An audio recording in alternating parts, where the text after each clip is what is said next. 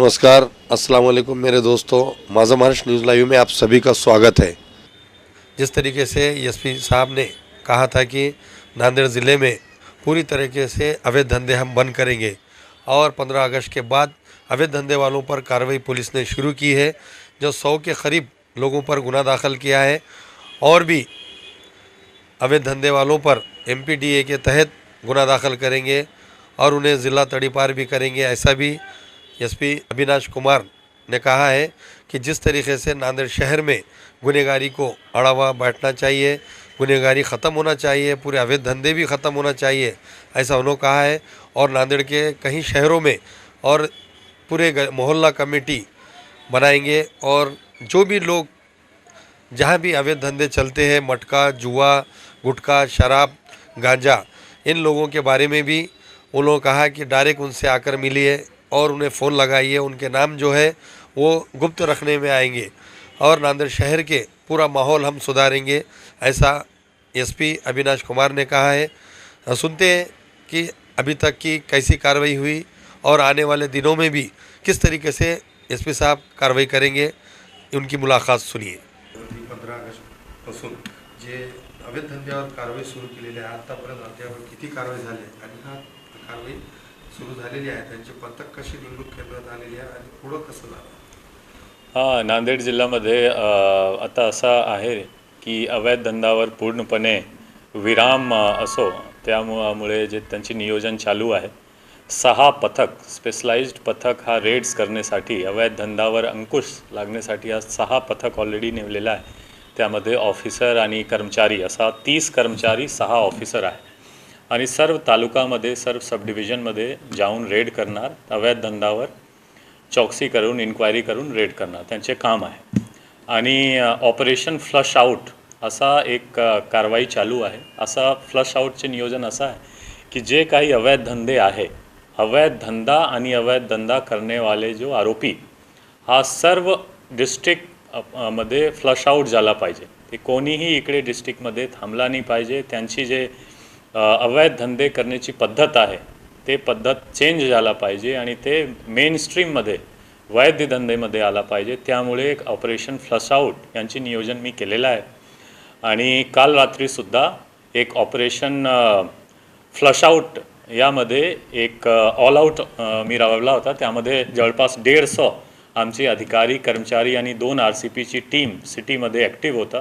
त्यांनी काही 55-56ची कारवाई ऑलरेडी जे हद्दपार होता पण ते सिटीमध्ये आलेला होता त्यांना डिटेन केलेला आहे। परत काही आर्म्स ॲक्टची कारवाई झालेली आहे। जवळपास 270 असा गाडीची चेकिंग ठिकठिकाणी नाकाबंदी करून केलेला आहे आणि हा सर्व अवैध धंदेवर जे मोहीम आहे हा फक्त एक आठवड्यासाठी किंवा 15 दिवस असासाठी राहणार नाही, हा पूर्णपणे चालू राहणार पुढील सुद्धा।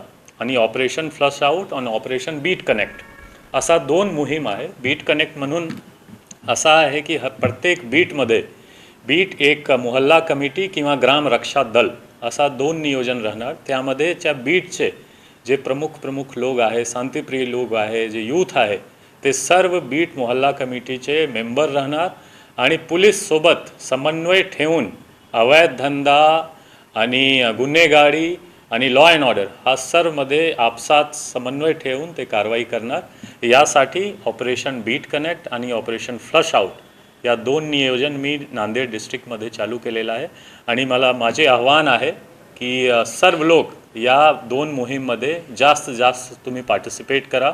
तुमच्याकडे काही इन्फॉर्मेशन असेल, काही सजेशन असेल, रिकमेंडेशन असेल, तुम्ही मोस्ट वेलकम आहे। तुम्ही एसपी ऑफिसमध्ये या, मला भेटा, माझे ऑफिसर आहे पोलीस स्टेशनमध्ये त्यांना भेटा, पण हा दोन्ही मोहीम सक्सेसफुल झाला पाहिजे असं आव्हान मी नांदेड पोलीस वतीने करतो। थँक्यू।